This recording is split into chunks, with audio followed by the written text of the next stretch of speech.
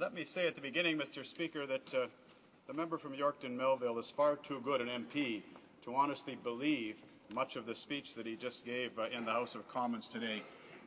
As we speak, history is unfolding in front of Rideau Hall. I understand the podium has been set up and the microphones are being set up so the Prime Minister can make an announcement, and he will likely announce that the Governor-General has allowed him to prorogue this House of Commons. Let me say, Mr. Speaker, I think this is a terrible shame. I think it would present a terrible precedent in that the executive, it's one of the fundamental tenets of our parliamentary democracy that the executive must be accountable, Mr. Speaker, to Parliament, to the legislative wing of our democracy.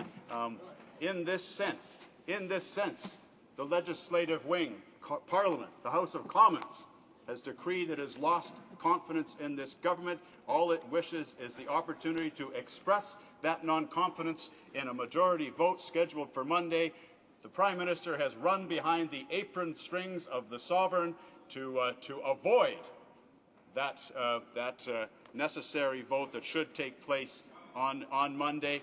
It's worrisome, Mr. Speaker, if the sovereign, in fact, overrides the will of Parliament. Kings have been beheaded for such things. If that's the case, if this is unfolding as we predict, then we are in a bigger crisis than just the death rattle of a bad government.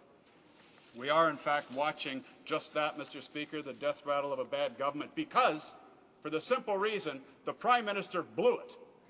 The Prime Minister had every opportunity when he won a minority in the last federal election to reach across the aisle, to cobble together a working coalition, if you will, of all Parliament because of the economic crisis that we're in. In fact, the evidence of this is how simple and straightforward it was for the three opposition parties to come to agreement in a very short period of time that we need to work together.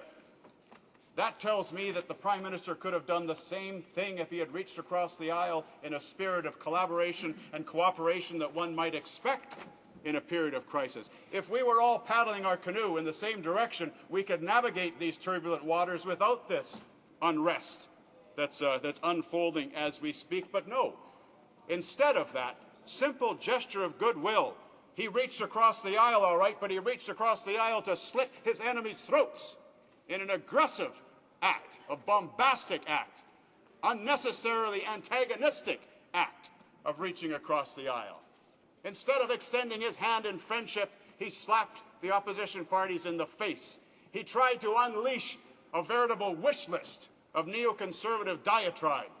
Every single little irritant they could think of, they said, let's exploit this financial emergency, this crisis we're in, and get rid of the right to strike for public sector unions. What's that got to do with stimulating the economy? Let's get rid of all these nuisance pay equity claims. What's that got to do with stimulating the economy?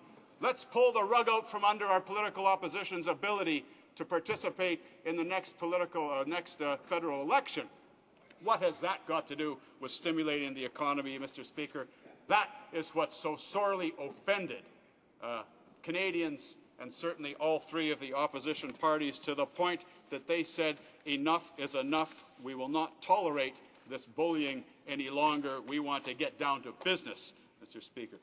The second thing I will speak about is another historic event is unfolding across the nation as we speak. At this very moment, crowds are gathering in 10 cities across the country, one of which is right outside the House of Commons. A large pro-coalition rally will be taking place there, as it will be in Winnipeg, where they expect a crowd of over 1,000 people there. And right across the country, Canadians will be expressing their support for the coalition government that is cobbled together between the NDP and the Liberal Party. Mr. Speaker, I want to take a little bit of my time to condemn many of the speakers for the Conservative Party in the context of this debate who have been gnashing their teeth and rending their garments in a reckless and irresponsible way, fear-mongering to the point that they're actually hate-mongering towards the people of Quebec. Mr. Speaker, I have heard people vilify the people of Quebec with spittle spraying from their mouth, just vehemently condemning the good people of Quebec. They are burning bridges. They are engaged in a scorched earth policy that they will live to regret, because how are they going to ever go to the people of Quebec in a subsequent federal election and ask for their confidence with the things that these people have been saying in the context of this debate? Mr. Speaker, they are setting the cause of national unity back by decades with their irresponsible, reckless, and I suggest hateful debate. It really has been an awful thing to witness. What happened with the coalition that is developing this exciting prospect is in fact giving effect to the will of the people as expressed in the last federal election. If you're a true Democrat, you will accept that majority rules. Well, the majority of Canadians, as represented by their elected members of Parliament, oppose this government and oppose the direction that this government is trying to take us. We are a multi-party democracy, Mr. Speaker, and maybe the era of majority governments in Canada has come to end. Maybe the fact is that you're going to have to water down your wine somewhat and work with the other parties if you want to govern this country. Maybe that's the new political reality that the Prime Minister was too slow to realize. Or perhaps not the Prime Minister, that Tom Flanagan was too slow to realize. Because surely this strategy has Tom Flanagan stamped all over it. The idea of exploit the economic crisis to smash your enemies. Never let an economic crisis go by without exploiting its virtues. Read Naomi Klein's shock doctrine, Mr. Speaker. I think it would be a revelation to my colleagues opposite. In many ways, Mr. Speaker, the type of cooperative collaboration between the parties is exactly what Canadians would expect their representatives to do if we are, in fact, going into a period of economic turbulence. They want Canadian representatives and politicians working together with a common agenda. Let me tell you how easy it would have been for the Prime Minister to do the same thing. He could have been a real statesman. He could have stood up and said to all of the opposition parties, brought the leaders into a room and said, look, we're going into a really rough period, just like you do in a time of war. We're going to have to work together.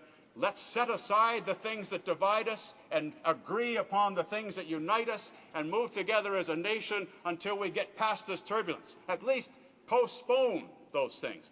That took real leadership from my colleagues from the Bloc Québécois.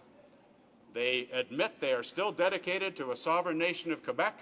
That is their right. They're democratically elected to be here. That's what they care about. But they said, we're going to set that aside for a period of 18 months and maybe longer while we all work together to get through this turbulence. That's leadership, Mr. Speaker. That should be recognized and acknowledged, and I think the Canadian public sees that.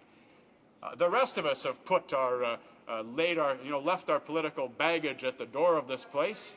The Liberals and the NDP have been squabbling and scrapping for as long as anybody can remember, but we have agreed to set aside those things that divide us and work on those common things that we all care about. Because one of the nice things about Canada, as you will agree, I'm sure, Mr. Speaker, is the political spectrum is really quite narrow, and there are more things we have in common than we have that divide us. It's a longer list of things that we jointly care about than it is that we fight over, Mr. Speaker. We have simply identified a half dozen important things that we all agree need to be done and set about a coalition that will implement them. The Prime Minister could have done the exact same thing if he chose to be a statesman. Instead, I believe he has created a problem that he will not recover from.